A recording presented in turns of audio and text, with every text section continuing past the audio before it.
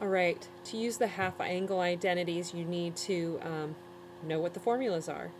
So make sure you have a sheet of paper that have your formulas on it for easy access when you're taking an assessment or working on problems, so you can use those quickly. Okay, here's an example. If they tell you what the sine of theta is, it's 1 over the square root of 5, and they tell you that theta is in between 0 and pi over 2. They want you to find the exact values of sine of theta over 2 and tangent of theta over 2. So the first thing I do is, I kind of sketch a picture of theta, which I know is going to be in quadrant 1, because this is 0, this is pi over 2. So I just sketch a reference triangle. And I know that sine is my y over r value, so I'm going to let y be 1 and r be the square root of 5. So what I need to do is determine what I need to know. So first of all, my sine of theta over 2 formula is, I just have one choice for that. It's plus or minus the square root of 1 minus cosine of theta over 2. And so I need to know what the cosine of theta is.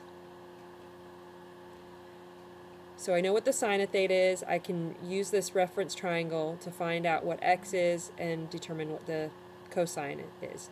And so we just use the Pythagorean theorem, x squared plus y squared equals r squared. And to solve for x, y is 1 and r is the square root of 5.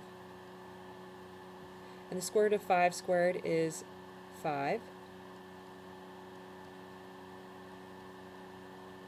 And so what I'm going to do is then I'm going to subtract 1 from both sides.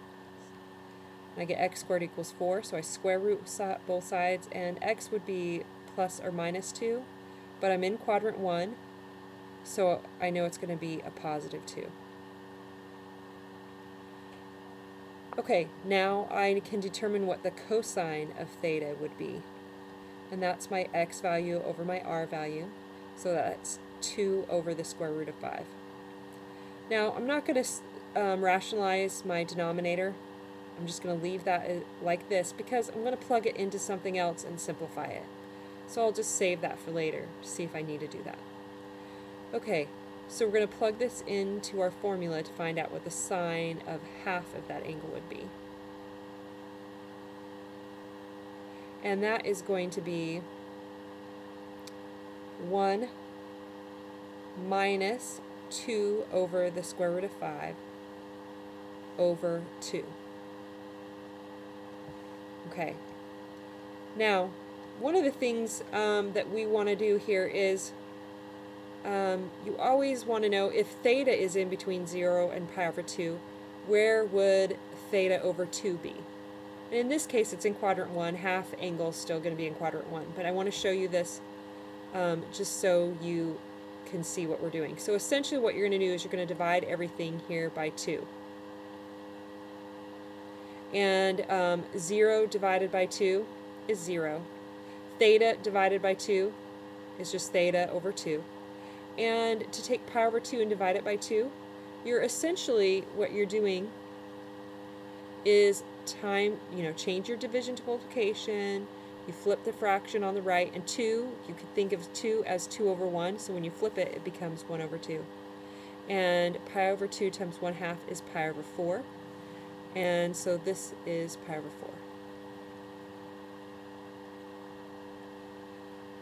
So you can see that my angle is going to be in quadrant 1, and so my ratio of any values in quadrant 1 are always going to be positive.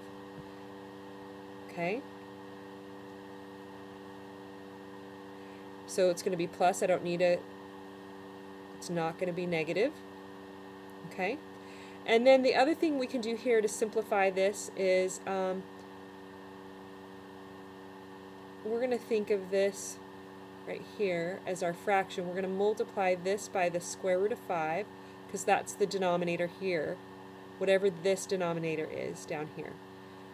We multiply this by the square root of 5 over the square root of 5. What that's going to do is when I distribute the square root of 5 into both of these values here, the denominator is going to end up canceling out here. Okay? So that's going to give me 1 times the square root of 5 is the square root of 5.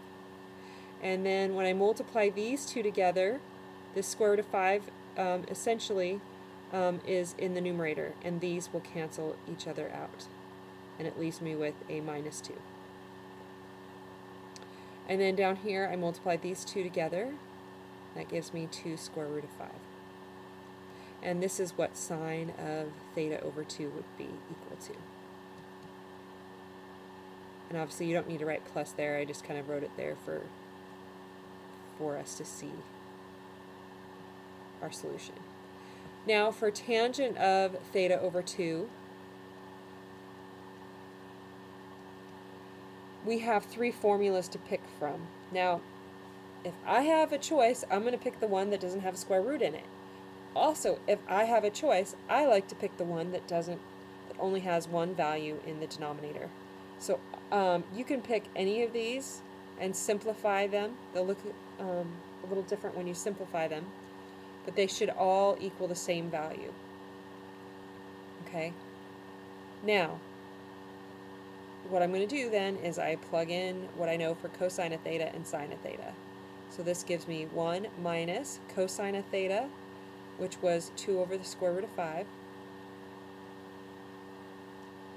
all divided by the sine of theta, which was 1 over the square root of 5.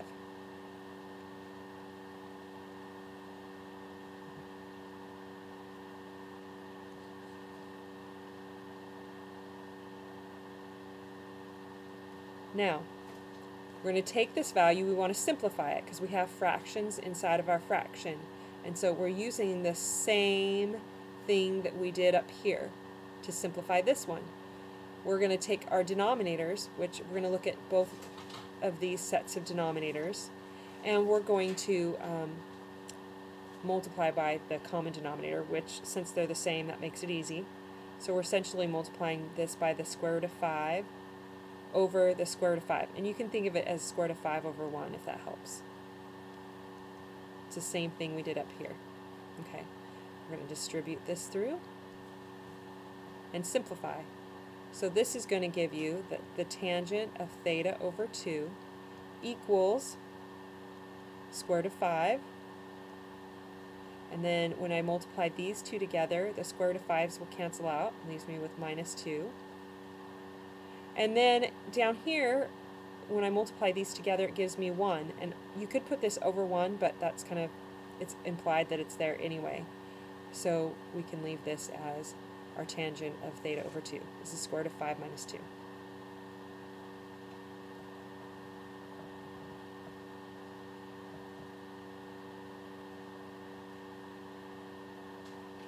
Now let's look at one more. For sine of, if I say sine of theta equals a negative 4/5, and theta is in between 270 degrees and 360 degrees. Okay, so here's 270 and here's 360. Then I know that theta is in quadrant 4.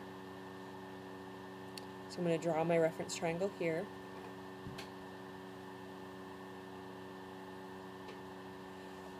Sine of theta is y over r. So y is negative 4. R is 5. I used the Pythagorean theorem to find out what my x is, because I'm going to need that for sine of theta. Remember, the formula is plus or minus the square root of 1 minus cosine of theta over 2. So I need the cosine. It's supposed to be cosine, sorry. Okay, so x squared plus y, so that's a negative 4 squared, equals 5 squared. So x squared plus 16 equals 25. So x squared equals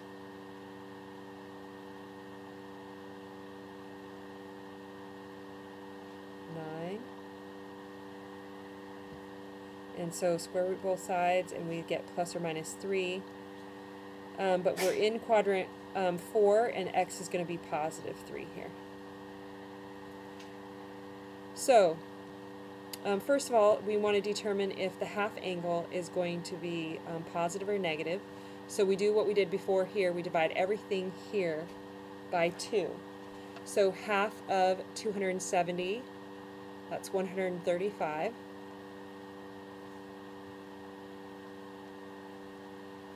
We have theta, it's theta over 2. We have 360, which is 180.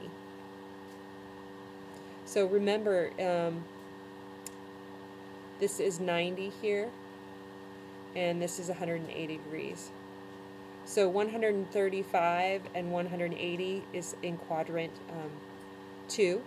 So sine is going to be positive. Cosine would be negative in quadrant 2, but sine would be positive. So this is going to be a positive square root of 1 minus cosine of theta. Oops, I didn't finish that. I found out this, but I didn't find out what cosine was, right? Cosine of theta is x over r. So x is 3, and r is 5. So 1 minus 3/5 all over 2. Okay, so then at this point we're following the same procedure to simplify that I just did. You can see that I have this fraction in here, this 5. I want to get rid of that so I don't have this complex fraction inside of here. So I'm going to multiply this by 5. You can think of it as 5 over 1 times 5 over 1 if you want, or just 5 here. It's the same thing. We're going to distribute here.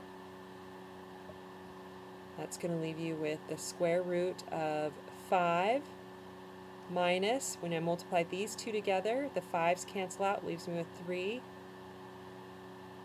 And then all over, and then 5 times 2, which is 10. And then go ahead and just simplify that. 5 minus 3 is 2. 2 over 10. And so I can simplify that. So that's the square root of 1 over 5.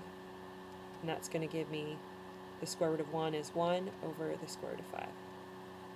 Now if you want to rationalize that, you multiply by the square root of 5 over 5, you would get